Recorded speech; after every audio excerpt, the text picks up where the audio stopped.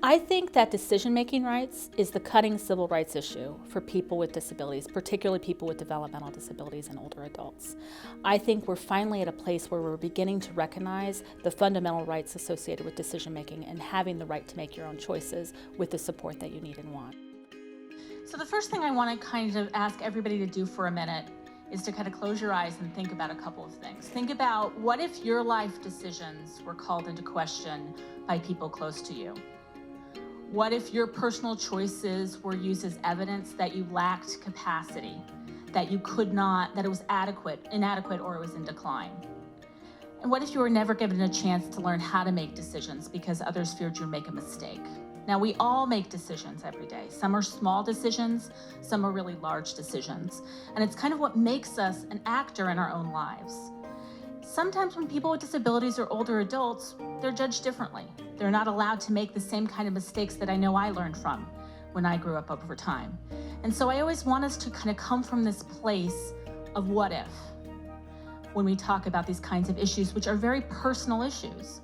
Decision-making is part of who we all are. Supported decision-making in Indiana is a way to accommodate the decision-making process that we all go through. The person chooses their own supporters, they choose the area of their life where they want that support to be given, and they choose how that they want that support to be given. It can be used for any number of areas of life. It can be used with one supporter, multiple supporters. The requirements in Indiana are that the person's over 18 and that if they write it down into a supported decision-making agreement, that agreement be notarized.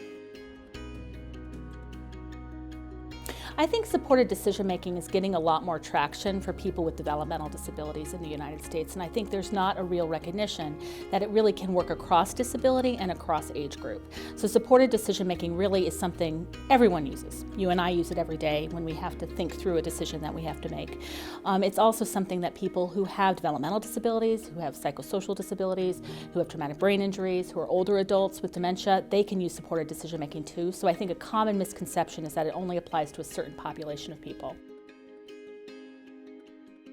The beauty of supported decision-making is that it can really be used for any area of a person's life. Some common ones that you may see are secondary or adult education, employment, community living, services and supports, all types of things. It could be anything from relationships or spirituality or volunteer work, whatever the person needs, wherever they feel that they might need help making decisions.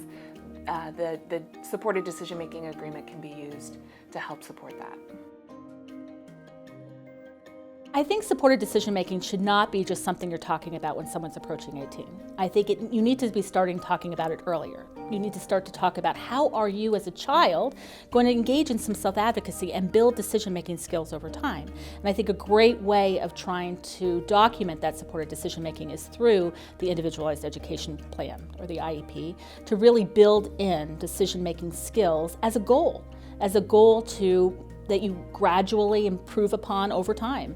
And it's a test drive opportunity for the parent too, so that they can get more confidence in the person being able to make their own decisions when they get to reach 18.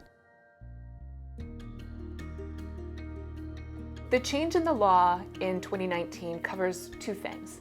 The first is that it adds a requirement to a petition for guardianship that the petitioner discusses whether less restrictive alternatives were considered or implemented prior to filing a petition for guardianship. The second change to the law is it legally recognizes supported decision-making as a less restrictive alternative to guardianship. And it goes over various components of how to enter into a supported decision-making agreement, how to terminate one, and the various requirements and components for having a valid supported decision-making agreement. So studies after studies after studies have shown over the decades that people with disabilities who have greater self-determination in their lives have better life outcomes. Self-determination is a fancy way of saying they're actors in their own lives. They're acting rather than being acted upon. So people with disabilities who have greater self-determination in their lives are going to be healthier, both psychologically and physically. They're going to be more integrated into their communities. They're going to be better employed. All of these life outcomes are really important to think about when we think about decision making. The best thing to do would be to contact Indiana Disability Rights as a first step. We have a great website that can provide a lot of the basic information, as well as referrals to things like legal resources and information on how to move forward if supported decision making is what you want to choose.